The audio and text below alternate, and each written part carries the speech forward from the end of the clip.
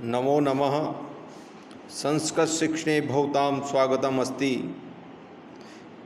पिछले वीडियो में हमने श्लोक नंबर 1 से लेकर 4 तक के श्लोकों का अध्ययन किया था। आज हम षष्ठ पाठ कक्षा 10वीं सुभाषितानि के 5वें श्लोक का आज हम अध्ययन करेंगे।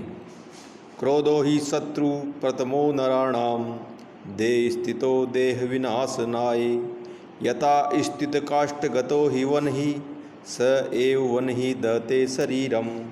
कहने का अर्थ ये है कि जो है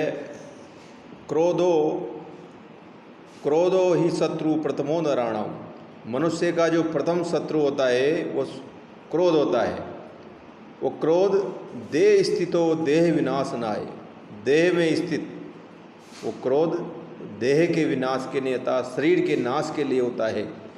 जिस प्रकार से यथा स्थित काष्ठगतो ही वन ही स एव वन ही वहते शरीरम। यथा स्थित, जिस प्रकार से लकड़ी के अंदर की अग्नि ज्वलनशील पदार्थ उस लकड़ी को जला डालता है, उसी प्रकार से शरीर के अंदर जो क्रोध होता है वो मनुष्य के शरीर को नष्ट कर देता है। छठा श्लोक है मृगा मृगे संगमनुव्रजन्ति गावश्च गोभी तुरगास्तुरंगे मूर्खाश्च मूर्खे सुधी असुधीवि समानशील व्यवसने सुसख्यम। कहते हैं कि मृगा मृगे संगमनुव्रजन्ति, मृगा मृगे हिरण हिरणों के साथ, संग मनुव्रजंती, संग का मतलब संगति करते हैं या अनुव्रजंती या अनुगमन करते हैं। ऐसे ही सभी पशु, जैसे मान लो गावश्च गोभी, गायें, गायों की अनुसरण, गायों का अनुसरण करती है।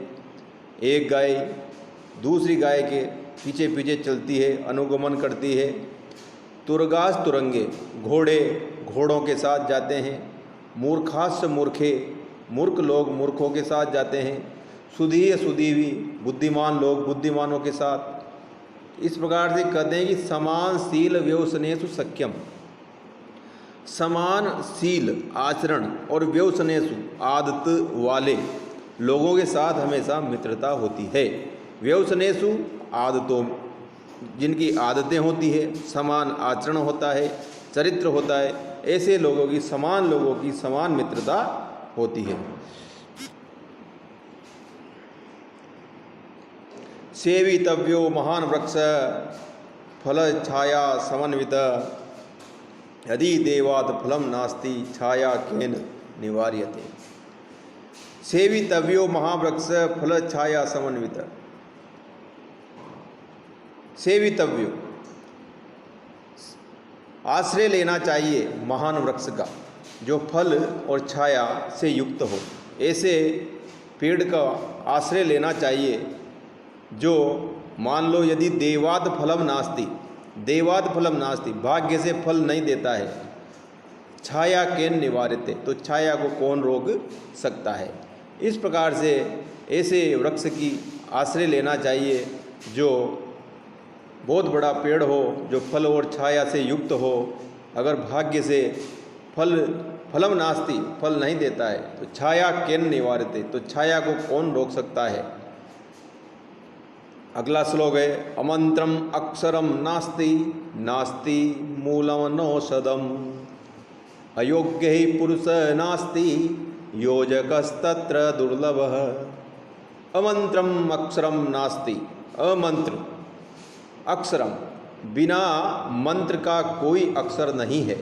और नास्ति मूलम औषधम, नास्ति नहीं है, न अस्ति प्लस नास्ति मूलम औषधम, बिना जड़, बिना औषधि के कोई भी जड़ नहीं है इस संसार में। बिना औषधि के कोई भी जड़, कोई भी मूल, कोई भी पेड़ या किसी भी पेड़ की जो जड़ होती है वो बिना औषधि के नहीं होती है। अर्थात सभी मूल जो जड़ें होती है उसकी कोई न कोई औषधि तो होती है। उसी प्रकार से अयोग्य पुरुष नास्ति, इस संसार में अयोग्य पुरुष कोई भी नहीं है, लेकिन योजकस तत्व दुर्लभ, उनसे उपयोग में लेने वाला वो व्यक्ति दुर्लभ होता है।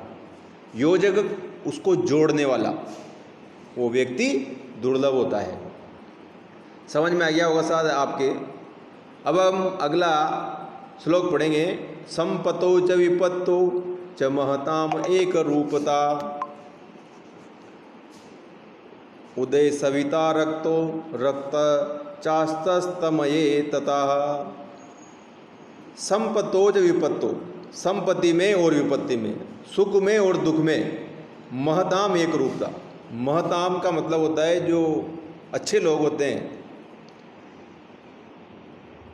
उनका स्वभाव एक जैसा रहता है, वो कभी भी बदलते नहीं हैं। जिस प्रकार से सूर्य उदय होता है जब भी लाल दिखाई देता है और अस्त होता है जब भी लाल दिखाई देता है, उसी प्रकार से जो महान व्यक्ति होती है, महान जो व्यक्ति होते हैं वो सुख और दुख दोनों के समय में उनके स्वभाव में कोई भी अंतर नहीं आता है। अंतिम श्लोक का हम अध्ययन करेंगे। विचित्रे खलु संसारे नास्ति किंचित निरर्थकम, अस्वच्छेद धावने वीर भारस्य वने खर। इस विचित्र संसार में कोई भी वस्तु, कोई भी मनुष्य, कोई भी पशु पक्षी, कोई भी निरर्थक नहीं है।